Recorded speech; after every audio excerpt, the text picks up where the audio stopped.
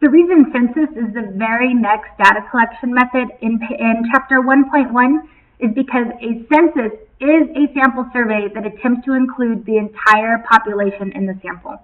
Okay, and that definition here at the bottom of page 13. You guys know what a census is. You lived through the last one in 2010. Even then, all of the data has not been distributed from that census. That is how many people and how many questions we have in the United States. But just remember, it is a sample survey that attempts to include the entire population in the sample, include everybody in the sample.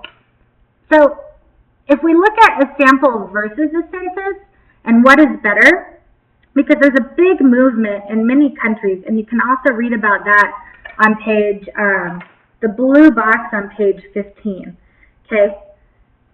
And the reason we want, let me write this down first, page 15, blue box. The reason that a lot of countries want to get away from doing the census is because it costs so much money and it is so time consuming.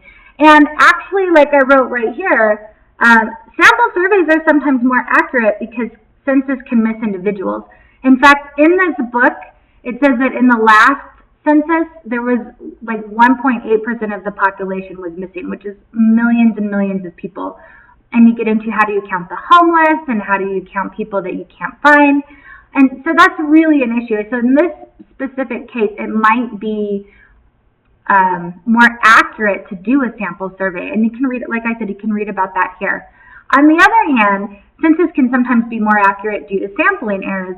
We haven't looked at sampling errors, but keep that in mind when we get to talking about the different ways to sample, the different random samples, and what makes a good experiment using those samples, okay? You can think about whether or not we should have a census of the United States.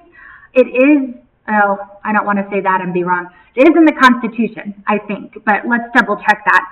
And the reason, like it states in this book, that we continue to do the census is to make those voting lines, like where do we have those, where do we group individuals, what's it called here? Oh, to provide local information and to create election districts. So just like I think there's a bunch of controversy down in Texas right now about where those districts are and who should be represented from those districts.